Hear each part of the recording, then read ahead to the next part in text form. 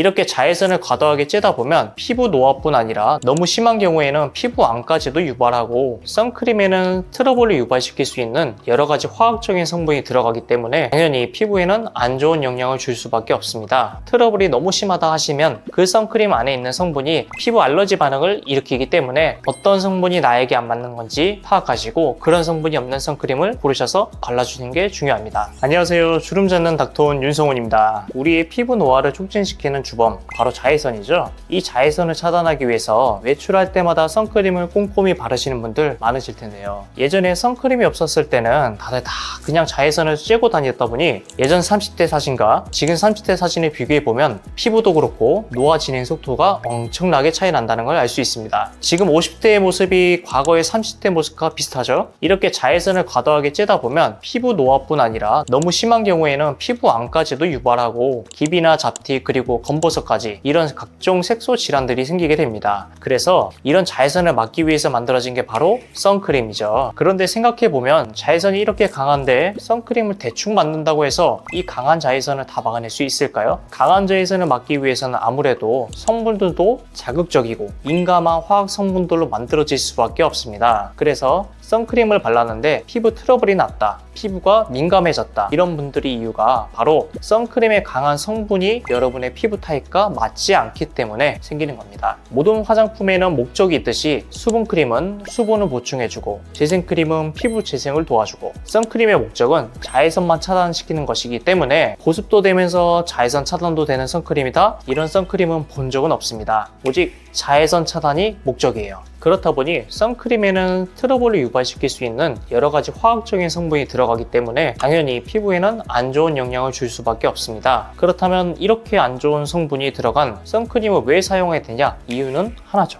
자외선을 쬐는 게 더 안 좋기 때문에 어쩔 수 없이 선크림을 발라야 하는 겁니다. 그래서 선크림을 바르지 말라고 하시는 분들은 자외선을 차단하는 것보다 내 피부에 더 안 좋기 때문에 선크림을 바르지 말고 양산을 쓰고 다니라 이러시는 건데요. 제 입장에서는 선크림이 좋은 성분은 아니지만 평소에 관리를 잘해주고 제대로 발라주면 이득인 점이 많고 자외선을 차단하는 게 노화를 예방하는 측면에서 더 중요하기 때문에 선크림을 발라야 된다고 말씀을 드리는 겁니다. 그렇다면 선크림을 어떻게 바르고 어떻게 관리를 해줘야 내 피부에 좋은지 궁금해 하실 텐데요. 우선 첫 번째는 선크림의 종류를 잘 확인하셔야 합니다. 내가 바르는 선크림이 유기자차인지 무기자차인지 먼저 확인해 보시고요. 이게 좀 무슨 말인지 어려울 수 있는데 쉽게 말씀드리면 유기자차는 선크림을 발랐을 때 선크림이 피부 안쪽으로 흡수가 된다, 이게 유기자차고요. 반대로 무기자차는 선크림을 발랐을 때 흡수가 많이 되지 않고 좀 하얗게 뜨는 것처럼 보이는 게 무기자차입니다.